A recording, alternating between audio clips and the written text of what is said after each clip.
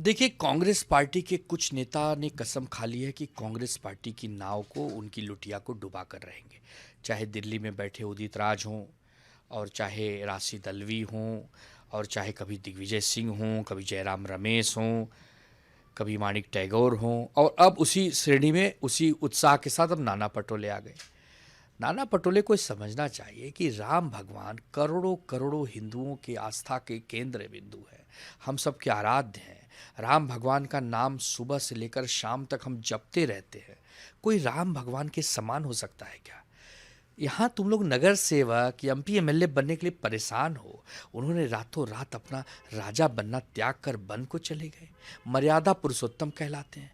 जीवन भर त्याग और बलिदान कैसे किया जाता है, कैसे राम राज्य में देश की सेवा की जाती है, राज्य की सेवा की जाती है, कैसे पूरे विश्व के कल्याण के लिए काम किया जाता है। ऐसे महान हम सबके आराध्य प्रभु रामचंद्र दशरथ नंदन, उनकी तुलना राहुल गांधी और फलाने गांधी, ये सब क्या हो गया है? महात्मा गांधी जो इस भारत देश के हमारे राष्ट्रपिता हैं, वो स्वयं राम भगवान की पूजा किया करते थे। रघुपति राघव राजा राम, पतित पावन सीताराम। अरे, अयोध्या में राम मंदिर बना है, भव्य राम मंदिर बना है। वहाँ जाकर राम भगवान को प्रणाम करो, नतमस्तक हो। जो अब तक गलती भूल हुई उसे सुधार करो, ताकि आने वाला जीवन भी सफल हो जाए। राम, आपको पता है कि राम जीवन भी हैं, राम मृत्यु भी हैं, और राम खोज भी हैं, और राम युक्ति भी हैं। राम क्या नहीं है, कण कण में राम है। तो राम भगवान का अनुसरण आप करिए, उनके पद चिन्हों पर चलने का काम करिए। अपने भाइयों के प्रति जैसे राम भगवान भरत और लक्ष्मण के प्रति भावना रखते थे वैसे रखिए, माता के प्रति वैसी भावना रखिए, पिता के प्रति रखिए, समाज के प्रति रखिए। लेकिन ये चुनावी गंदगी में हमारे राम भगवान को मत खींचिए। हमारे प्रभु हम सबके आराध्य के साथ साथ हमारे जीवन मरण है। हम लोग उनके बिना जी नहीं सकते। तो अभी राहुल गांधी को राम से तुलना करना, अरे कमाल है यार। आपको मतलब राजनीति समझ में आती है या नहीं समझ में आती है, या आप राजनीति के छोटे से फायदे के लिए किसी भी तरफ जा रहे हैं? तो ये अब क्या करें? अब जिस ढंग से बातें हो रही हैं, ये कभी उदित राज का कहना, कभी कहना राम काल्पनिक हैं, कभी कहना कि ये राम सेतु जो है वो है ही नहीं, कभी कहना कि सनातन डेंगू है, मलेरिया। ये क्या हो गया है कांग्रेसियों तुम लोगों को? तुम लोग चुनाव हारते हारते बुद्धि भी हार गए हो क्या? अरे बुद्धि तो कम से कम रखो। मुंबई कांग्रेस में जिस प्रकार तुम लोगों की लुटिया डूबने वाली है, उससे विचलित हो गए हो क्या? परेशान और व्यथित हो गए हो?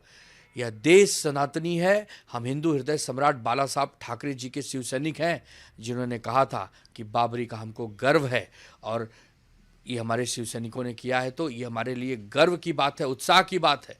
ऐसे हमारी पार्टी के सामने ऐसे ऐसे आके तुम लोग बयानबाजी करोगे और उसके बाद कहोगे कि हम लोग हार रहे हैं चुनाव, तो यही दारुण पराभव का शुरुआत है।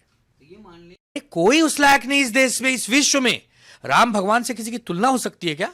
जिनकी स्तुति स्वयं शंकर भगवान गाते हो, जय राम रमा रमणम समणम भवताप भयाकुल भावतम, अवधेश सुरेश रमेश विभो शरणागत मांगत पाव प्रभु। तो जिसकी स्तुति स्वयं शंकर भगवान गाते हो, उसकी तुलना तुम इंसानों से करने वाले हो?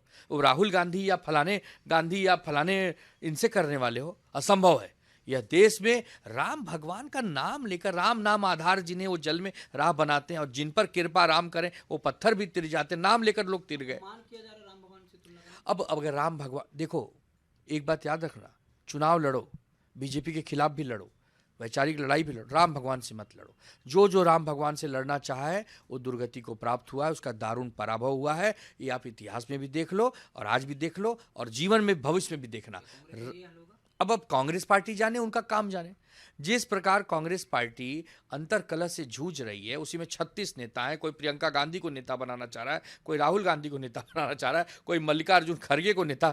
36 नेता, 36 विचार। तो उनको राम भगवान की शरण में जाकर अयोध्या में 2-3 दिन रहना चाहिए। अभी प्रयागराज में महाकुंभ लग रहा है।